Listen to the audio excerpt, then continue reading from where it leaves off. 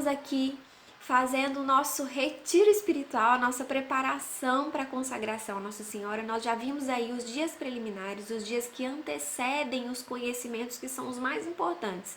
Primeiro nós vimos naqueles 12 dias preliminares que há uma necessidade de que nós conheçamos o entorno, conheçamos aquilo que nos afasta de Deus, aquilo que nos impulsiona para baixo, aquilo que a gente deveria estar vivenciando junto de Deus. Então nós vimos o que está ao redor e agora nós vamos começar a entender e a compreender o que está dentro. Quem são as pessoas que vão estar presentes aí nessa consagração?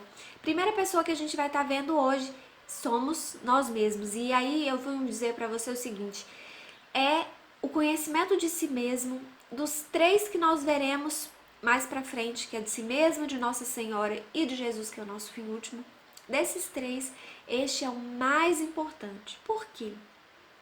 Porque se nós não entendermos quem nós somos, a que nós viemos, quem somos nós e quem é o Senhor, nós não conseguiremos chegar aonde Deus quer.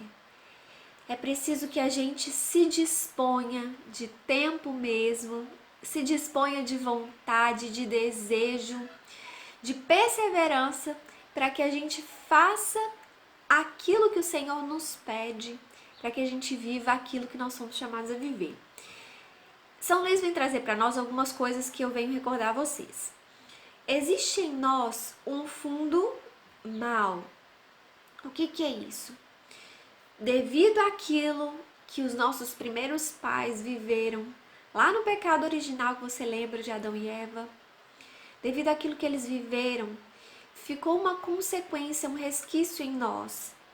E esse resquício ele é chamado de fundo mal. Então, muitas vezes as nossas ações, as nossas atitudes, elas têm um resquíciozinho de vontade própria, de desejo para si mesmo, né? Às vezes até querendo passar por cima de algumas coisas, de algumas pessoas. E isso aí é o nosso chamado fundo mal. A gente precisa entender que isso existe e isso está em nós. O homem não é ruim, mas existe no homem um fundo mal. Existe também em nós uma certa incapacidade de fazer coisas boas. Tudo aquilo que há de bom no homem é graça de Deus. Nós vimos isso em um dos capítulos, eu cheguei a falar para vocês, que o que é o inferno? O inferno é a ausência total de Deus. Então, quando o homem ele vive o inferno, quando o homem ele é condenado e ele está no inferno, nenhuma ação que ele pode cometer pode ser boa. Por quê? Porque é uma ausência total de Deus. Ele está ali sozinho, com ele mesmo, com os pecados cometidos, com todas as coisas que ele alimentou durante toda a sua vida. Então existe em nós uma certa incapacidade de produzir coisas boas. Tudo que há de bom em nós é projeção de Deus na nossa vida. É algo que Deus nos deu e nós assim vivenciamos. Então tudo que há de bom em nós é graça de Deus. Não é mérito humano, não é mérito seu. Toda vez que você realiza uma boa ação, uma boa obra, você pode ter certeza que é uma graça de Deus agindo aí. E aí você pode perguntar, por que muita gente é ruim? A graça de Deus não age nessas pessoas? Sim, a graça de Deus age para todas as pessoas, em todas as pessoas. O que acontece é que muitas vezes algumas pessoas se tornam mais abertas a fazer aquilo que é bom e outras estão mais fechadas para fazer aquilo que é bom e desejam fazer aquilo que é de vontade própria. Então está muito ligado ao nosso querer, ao nosso livre-arbítrio. Precisamos ter essa consciência de que existe em nós um fundo mal e que existe em nós também uma incapacidade para coisas boas. Tudo que é bom vem de Deus. Existe também uma certa fraqueza, existe também uma inconstância em nossas ações, nos nossos pensamentos, né? Isso tudo a gente precisa estar ciente de que nós somos assim. E isso nos ajuda muitas vezes a não nos culpar, né? Muitas vezes a gente se sente ruim, a gente né, fica, nossa, eu queria rezar mais, mas eu não tô conseguindo, eu tô inconstante. E muitas vezes a gente para na nossa inconstância. Se nós temos essa ciência de que o homem, ele vive, ele é inconstante, existe essa inconstância no homem, mas que existe a graça de Deus, eu consigo olhar para mim, ver a minha inconstância, compreender, respeitar essa inconstância, mas recorrer àquele que é capaz de me fazer constante, que é o Senhor. Então eu olho para mim, vejo quem eu sou, vejo o que eu tenho, olho para o Senhor, vejo quem Ele é e o que Ele tem. E aí sim eu consigo viver essa constância. Então tá muito ligado ao conhecimento de mim mesmo. Eu preciso saber disso. Preciso saber do meu fundo mal, da minha incapacidade para produzir boas coisas, né? Preciso da ação de Deus para isso, da minha fraqueza, da minha inconstância. E também existe a questão da minha indignidade da graça. Eu não sou digno dos bens celestes, eu não sou digno dos tesouros do céu, eu não sou digno das graças, dos bens que Deus me dá todos os meus dias. Mas o Senhor quer me dar, o Senhor quer conceder a minha graça. E eu preciso ter esse coração grato ao Senhor pelas coisas que eu tenho vivido, pelas coisas que Ele tem me concedido.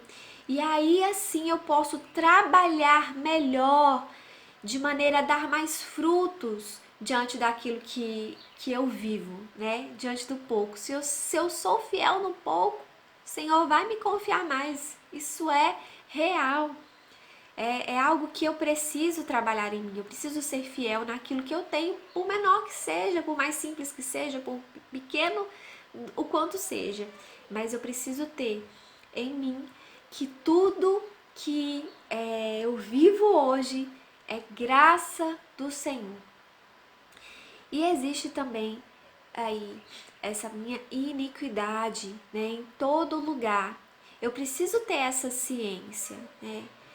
Então, meus irmãos, existem algumas coisinhas em mim que eu preciso ter ciência, eu preciso compreender, respeitar que isso está na minha humanidade, que isso está diante das coisas que eu vivi, da minha história de vida e também das consequências dos pecados que eu venho carregando lá de trás. Então, isso é a primeira coisa que eu preciso saber. Quem eu sou? Quem eu sou? E assim como os pecados antigos, né, desde Adão e Eva, as consequências do pecado que eu venho vivenciando hoje, né? Por exemplo, se legalizam determinadas leis no nosso país e eu vivo no país que é regido por esta lei que traz um pecado sobre a nação, eu vivo também as consequências destes erros que não foram cometidos por mim. Isso é injustiça de Deus? Não, é porque eu faço parte dessa nação, eu sou povo também. E eu preciso lutar para que isso não seja vivido, enfim, mas... E eu preciso estar ciente disso, né? Os pecados antigos, eles geram em mim consequências e eu preciso estar atento a isso, para que eu viva de acordo com aquilo que é puro, com aquilo que é bom, com aquilo que é santo. Então vamos lá. Nós vamos estudar essa folhinha aqui, que eu vou passar para vocês, que ela tem um esqueminha parecido com a dos dias preliminares. E a gente vai trabalhar da seguinte forma. Vai ser, de fato, um retiro espiritual e eu preciso que você esteja muito atento a isso. A cada dia nós iremos trabalhar um tema. Primeiro, de fases da nossa vida. E a cada tema desse, eu preciso que você tenha consciência, tenha ciência e venha fazer memória. 3 coisas. Primeiro, o lugar, a casa que eu vivi naquele período. Segundo, as relações que eu tinha com as pessoas naquele período. E terceiro, a profissão que eu exercia naquele período. Bom, e como nós vamos fazer isso? No primeiro dia você vai ver lá, tá escrito pecados da primeira infância. E você pode se questionar, mas poxa vida, primeira infância, antes da idade da razão, todas as minhas más ações, elas não são consideradas pecado, porque não existe uma intenção de se fazer aquilo. Se não existe intenção, não existe pecado. Mas existe uma má ação. E uma má ação que muitas vezes ocasiona ali consequências, né? E muitas vezes a gente descobre determinados traços em nós que vieram lá de trás, de coisas que nós fizemos conosco, com outras pessoas, ou que fizeram conosco naquele tempo. Então, quando eu penso na minha primeira infância, eu quero que você pegue lá a sua primeira infância, a idade que você lembrar, até uns 7 anos, 8 anos, mais ou menos. Pensa no lugar onde você viveu, como que era esse lugar, como que era esse ambiente, quem estava ali com você, quem convivia com você, você tinha irmãos, os seus avós moravam com você, você morava com os seus pais eram casados, como que era a relação deles com você, como era a sua relação com as outras pessoas, as coisas que aconteceram naquele período. E se você, por exemplo, na cidade de primeira infância, se você ia à escola, né? Quando você olhar lá, profissão, você vai ver isso, né? Se você tinha uma escola, se você estudava em casa, se você não estudava, se você já estudava e trabalhava, se você trabalhava, se você ia para a faculdade, enfim, naquele determinado período. Então, voltando para a primeira infância. Profissão que eu exercia. Eu estudava, com 6 anos eu estudava, a minha escolinha era a escolinha X. Eu lembro dos amiguinhos fulano e fulano. E aí você vai fazendo memória e vai trazendo lá na sua mente coisas que você viveu, né? Coisas que você estava vivendo ali naquele período. O ano passado aconteceu uma coisa muito interessante. Eu estava com meu irmão na mesma cidade onde eu moro hoje. E nós fazendo essa reflexão, nós renovamos consagração juntos. E fazendo essa reflexão, eu me recordei de algo que ele não sabia, eu acredito que ele não sabia, mas foi algo que eu fiz nessa minha primeira infância. Eu era pequena, eu lembro que eu entrei no quarto dos meus pais, eu lembro do quarto dos meus pais, tinha um bercinho do meu irmão, eu fui lá, curiosa, fui pegar o meu irmão do berço, mas eu tinha o quê? 6 anos, 7 anos de idade, eu devia ter uns 6, 7 anos, eu era muito pequena. Não tinha condição de pegar uma criança no colo, um bebê. Eu fui pegar um bebê no colo, que era o meu irmão, e eu deixei o meu irmão cair. E qual foi a minha primeira ação? Foi a mentira. Minha primeira reação foi mentir. Eu cheguei para os meus pais e falei assim, não, ele caiu sozinho. É óbvio que ele não caiu sozinho. Nem engatinhava, nem virava. Se der cair sozinho, fui eu. Mas ali eu cometi teoricamente um pecado, né? Porque eu sabia que eu não podia mentir, eu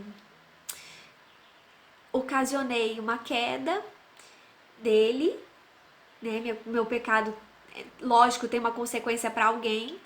E ali poderia ter acontecido muitas coisas, né? Ele poderia ter se machucado, ele poderia hoje, por exemplo, ter um medo de altura e não saber por que ele tem medo de altura, mas foi por quê? Porque ele estava em cima e alguém deixou ele cair, alguém que ele confiava, né? Deixou ele cair. Então, existem essas coisas, né? E assim, a primeira lembrança que eu tenho de mentira. Olha só que interessante. Então a gente vai trazendo lá atrás, poxa vida, eu com 6 anos eu menti. Há quantos anos eu venho carregando isso comigo? De mentira. Então, assim, é algo que a gente precisa analisar, porque Deus vai falando, Deus vai trazendo a nós a nossa consciência, aquilo que está guardado lá naquelas gavetinhas lá atrás do inconsciente, Deus vai trazendo à tona as memórias e Deus vai nos auxiliando a trabalhar isso em nós. Mas por que eu menti? Eu menti porque eu tive medo. Medo de quê?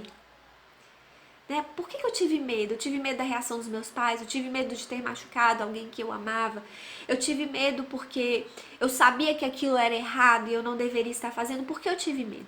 Então nós vamos trabalhar tudo isso. Gente, é lindo e eu assim, façam, porque Deus traz muitas coisas, inclusive muitas curas. Deus mexe no nosso coração de forma com que a gente se perdoe muito, a gente trabalhe essa questão do auto-perdão, do perdão do outro, peça perdão, é lindo, lindo, trabalhem isso. Então, primeira infância, você vai ver mais ou menos isso. Outra coisa que você pode ver também, lá na escolinha eu vi uma cena assim, fizeram comigo uma determinada coisa, por exemplo, né? Aí você vai ver consequências do pecado em você. Isso tudo faz parte do conhecimento de mim mesmo, né? Vamos lá, primeira infância. Depois nós vamos trabalhar aqui, na folhinha que você vai receber, pecados da infância. Se você tá na melhor idade, a sua folhinha vai ser um pouquinho diferente, eu vou explicar pra você daqui a pouco. Pecados da infância, aí você vai ali, mais ou menos dessas faixa etária de 8 anos até uns 12, 13 anos. 12 anos, mais ou menos. Aí você vai pensar, nessa idade eu tava vivenciando determinada coisa, eu morava, por exemplo, na minha situação, quando eu tinha 12 anos, mais ou menos, 10, 11 anos, eu ainda morava nessa casa, eu achava essa casa isso, aquilo, às vezes, que eu morava, por exemplo, eu estudava em uma escola pública e o meu irmão estudava em escola particular. Eu tinha vergonha de estudar na escola pública. Então, assim, algumas coisas que hoje a gente olha e fala assim, nossa, que bobagem. Mas são coisas que a gente vai trazendo. Mas por que eu tinha vergonha disso, né? Por que eu tinha vergonha de estar em uma determinada situação? Como que é trabalhar, por exemplo, como é a situação da pobreza para mim hoje? Se acontecesse algo que eu vivesse, tudo tá enraizado em algum lugar. E é interessante e importante que a gente vá lá atrás, conheça os pontos, as raízes. Por exemplo, eu sei por que eu tinha vergonha. Eu já descobri. Por quê? Porque eu fui lá atrás. Porque eu fui lá na raiz. Quando que eu comecei a viver isso? Por que eu tive vergonha nessa faixa etária, né? Eu vivi isso nessa faixa etária, mas quando eu tinha 14, 15 anos, eu fui viver em um instituto de vida consagrada, onde a principal regra é pobreza. A gente se dispunha de tudo. Mas, e aí assim, eu vejo como graça de Deus, porque Deus foi trabalhando em mim, Deus me mostrou a beleza da pobreza. Mas existem situações onde muitas vezes a gente se sente injustiçado, a gente se sente menosprezado por uma determinada questão, por uma determinada situação. E aí isso ocasiona em nós determinados pecados também. Então a gente precisa se conhecer. Você vai trabalhar ali a sua primeira infância. No outro dia, primeira infância no primeiro dia, infância no segundo dia, adolescência você vai trabalhar no terceiro dia. Na adolescência a gente já vive outras coisas, né? Às vezes uma descoberta da sexualidade, do feminino, do masculino, né? Às vezes você viveu ali naquela situação onde era tão importante essa descoberta de si mesmo. Você tinha, por exemplo, um ídolo seu que era homossexual e você queria seguir os passos daquele ídolo. Então você já começa a ver ali também características de coisas que foram te tendenciando ao erro, te tendenciando ao pecado quando você reanalisa a sua história, né? Você pode ver, por exemplo, dentro da sua história, várias coisas, né? Não me amava porque eu era menina, não gostava de mim porque eu era gorda, então eu parei de gostar de mim porque eu sou gorda ou porque eu sou magra, porque, enfim, às vezes a gente começa a cometer alguns pecados, às vezes não sempre, nós começamos a cometer os pecados porque nós vimos coisas, porque nós passamos por coisas tudo isso, existe um fundo, existe uma raiz, que às vezes é consciente, às vezes é inconsciente. Então há necessidade de que a gente retome a nossa história. E tudo isso que a gente vai ver aqui, que a gente vai trabalhar, a gente não pode esquecer de fazer. A ladainha do Espírito Santo, a Ave Maris Stella e a ladainha de Nossa Senhora, que é o que São Luís pede para nós. Então a gente vai fazer a nossa análise da nossa vida e vai fazer também essa oração para fechar tudo. Como que era no seu caso? Eu tenho umas histórias da minha mãe que eu acho incrível, que ela conta da infância dela. Teve uma história que me marcou. Foi uma história de um sapato, que eu lembro que ela e a minha tia tinham o mesmo tamanho de sapato, e uma tinha que ir à missa de manhã e a outra tinha que ir à missa à noite, porque o sapato era o mesmo, né? São coisas que marcam a sua infância, marcou a infância dela, né? Porque ela, depois de adulta, depois de que eu já era adulta, ela me contou, né? Ela contou, não sei se foi uma roda e que todo mundo riu e tal, que eles acharam engraçado as coisas, como as coisas mudaram, mas marcou de alguma forma. E me marcou quando eu olhei e falei assim, nossa, como que é possível em uma casa uma pessoa só ter um par de sapato e esse par de sapato ser dividido? Hoje na nossa história, na facilidade que a gente vive as coisas, eu não consigo ver, por exemplo, minha filha com um sapato, dividindo o sapato com o meu filho, que calça 2 números de diferença, né? Que um sapato poderia ser o mesmo par de sapato para os dois, mas eu não consigo ver isso, mas viveram isso lá atrás e isso mexe com a gente, então precisa analisar. Primeira infância no primeiro dia, adolescência no segundo dia, terceiro dia vida adulta, quarto dia melhor idade. Para quem não está na melhor idade, primeiro dia primeira infância, adolescência e vida adulta, tá? A fase que você vai estar vai ser esse quarto pontinho aqui, essa é a sua fase. Então, você vai trabalhar 3 dias nas fases que te antecederam e no quarto dia você vai trabalhar a fase que você tá. E aí, como que você tá hoje?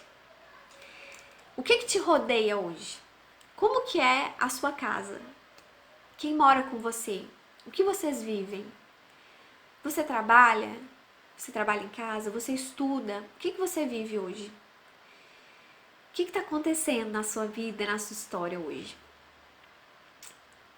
O que te machuca hoje? O que te machucou nesse tempo de vida adulta? Quem você feriu? Como você feriu? Tudo isso tem raízes lá atrás, então a gente vai voltar na nossa linha do tempo, vai no dia atual e a gente vai fazer isso, é uma teia a nossa vida. A gente vai lá na frente, vai voltar e vai ser lindo, intenso. Que Deus abençoe esse seu período de de conhecimento de si mesmo, porque é incrível de verdade.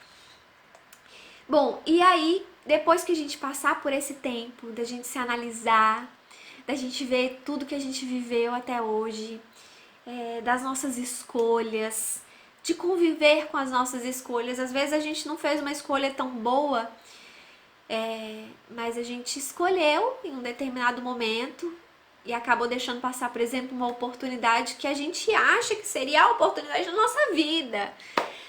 Mas passou e ela não vai voltar mais. Então siga com a sua escolha e faça novas escolhas. Viva melhores oportunidades. Que as coisas vão acontecer. Então calma aí, que tem muita água ainda para passar debaixo dessa ponte. No 5º dia, a gente vai trabalhar o seguinte: qual é a nossa paixão dominante? O que é isso, paixão dominante? Gente, paixão dominante é algo que a gente tem vivido, que tem nos aprisionado naquele pecado. Por exemplo, a mentira, que foi aquele exemplo que eu dei pra vocês lá na minha primeira infância. De repente, eu olho pra minha história e vejo a primeira infância, mentira, a segunda infância, mentira, adolescência, mentira, vida adulta, mentira. Eu olho e falo assim, meu Deus, eu menti a minha vida toda e esse raio dessa mentira não sai de perto de mim. Isso é uma paixão dominante. É algo que eu não estou conseguindo me desvencilhar. Então eu preciso trabalhar para desvencilhar. E como que eu desvencilio de mentira? Verdade. Preciso primeiro, desconstruir os conceitos que foram construídos a partir da mentira, né? Ah, se eu mentir vai aliviar a minha barra. Eu preciso dizer a verdade porque eu preciso viver as consequências da minha verdade. E a minha consequência da minha verdade é Jesus Cristo. Porque a verdade é Jesus Cristo. Então, se eu começo a trabalhar em mim aquilo que eu deveria viver, eu começo a agarrar aquilo que é contrário à minha paixão dominante e começo a viver isso. E cada vez mais que eu vivo isso, eu destruo a minha paixão dominante. Existem coisas que eu preciso me desvencilhar de uma vez. Não existe conversa com o pecado.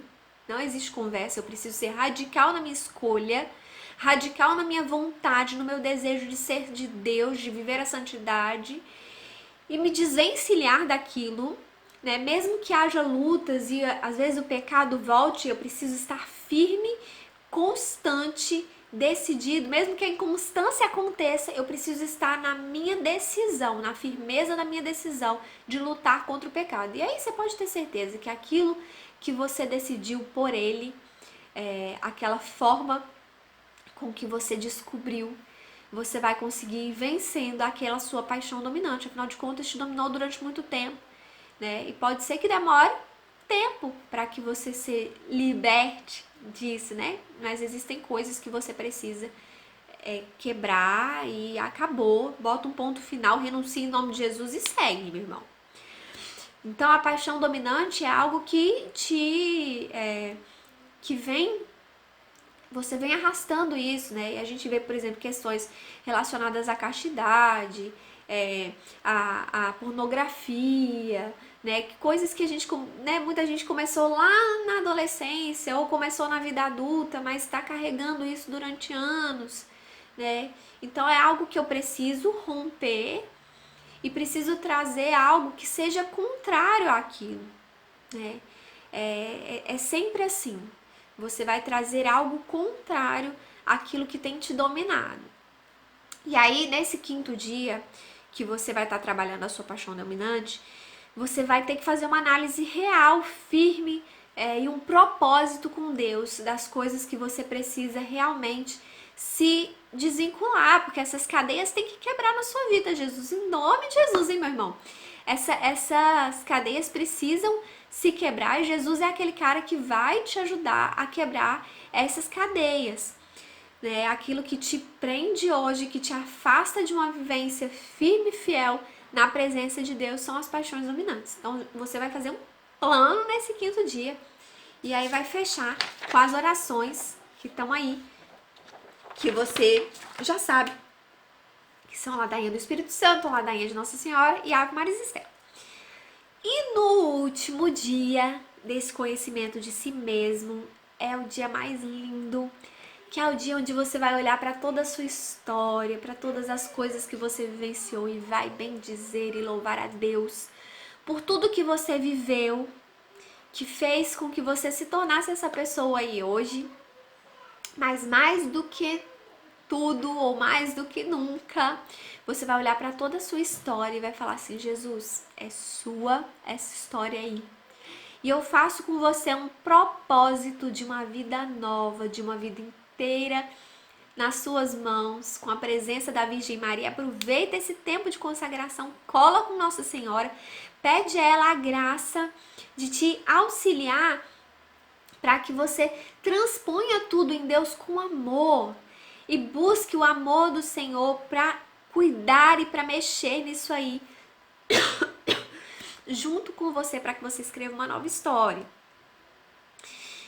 E aí, para fechar, eu preciso falar para vocês o seguinte: eu preciso entender o que é pecado, né? O que consiste um pecado, para que eu consiga analisar também algumas coisas que eu vivi na minha vida, porque às vezes a gente pode olhar para uma determinada coisa e falar assim: meu Deus, isso era um pecado grave, isso é um pecado mortal.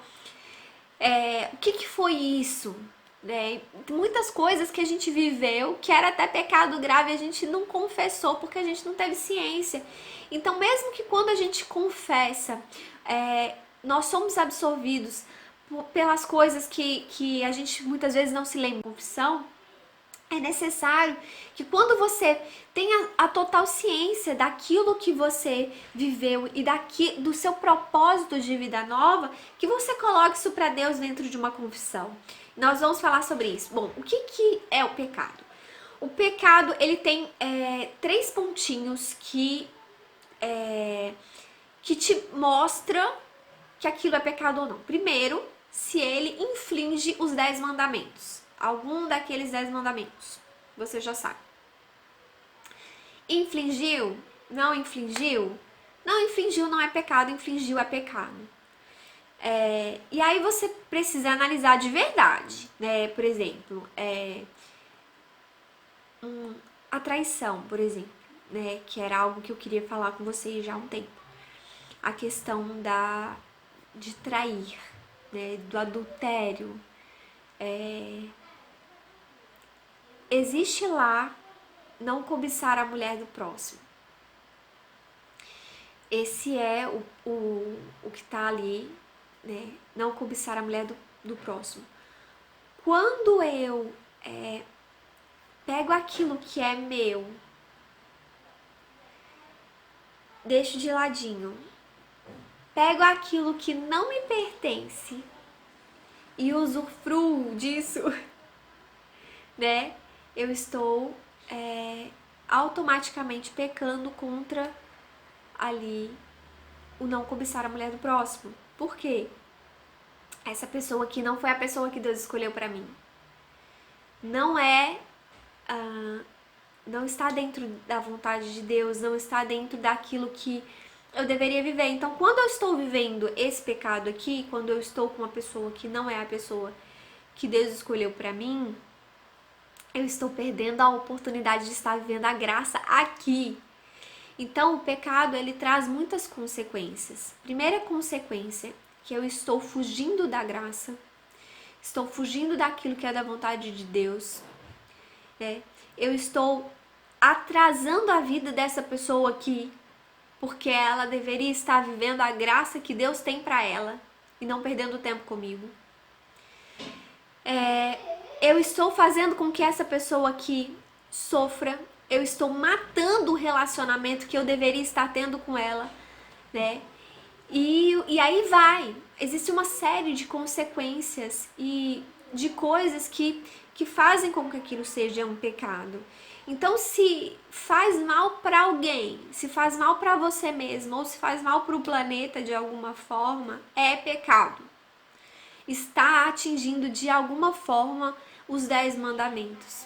E o pecado, a gente precisa estar ciente de que ele é ruim, não porque Deus vai me castigar se eu cometer o pecado, mas o pecado ele é ruim porque ele faz com que eu viva consequências ruins. Ele faz com que outras pessoas vivam consequências ruins. Ele faz com que morra coisas dentro de mim que deveriam estar vivas e acesas. Então, o pecado, ele está ligado diretamente à questão dos 10 mandamentos. Segunda questão, eu tenho ciência daquilo que eu estou fazendo? Eu tenho ciência de que estar com essa pessoa é errado? Eu tenho ciência disso? Terceira questão, terceiro ponto, eu estou dando livre consentimento? Eu tenho ciência e estou deixando isso acontecer? Existem essas 3 coisas que caracterizam o pecado. O consentimento, o conhecimento e os mandamentos. Se eu estou vivenciando o pecado nessas 3 instâncias, isso caracteriza um pecado grave, um pecado mortal. Então eu estou agindo contra os mandamentos, eu estou tendo consciência disso e estou me deixando levar pelos meus desejos, pelos meus impulsos. Isso é pecado mortal. Mas se, por exemplo, eu tenho ciência dos mandamentos e aconteceu, quando eu vi, eu estava na situação de pecado, é um pecado venial.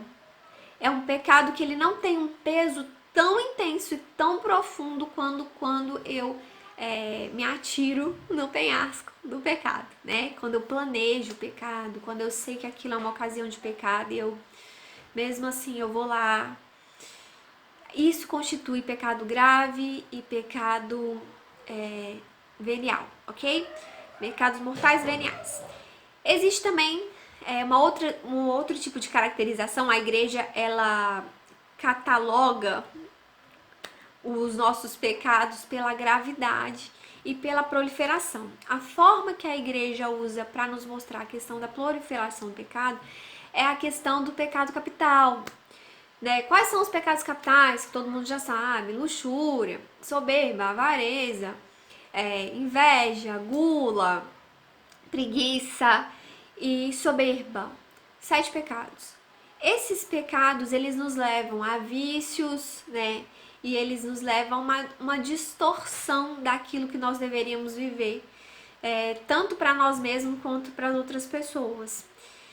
São pecados que geram outros pecados, né? Que é uma bola de neve.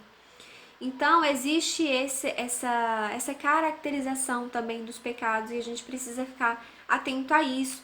E a igreja nos ensina sabiamente. Então, conhecendo o que é pecado, conhecendo a gravidade e a intensidade, eu vou viver esta folhinha linda que eu preparei para vocês. E aqui embaixo tem falando essas questões dos pecados que eu expliquei para vocês agora. E aqui em cima, esta orientação que eu dei, que fala sobre o lugar, né? Quem morava comigo, quem vivia comigo, quem estava na minha vida naquele tempo e a profissão que eu exercia, né? Porque isso também influencia, né? O que eu vivia naquele meio, naquele meu trabalho. Salve Maria, espero que você goste desse conteúdo, que seja rico para você e que você aproveite com todas as suas forças esse tempo e faça mesmo um retiro espiritual. Deus abençoe você e até o próximo estudo. Salve Maria!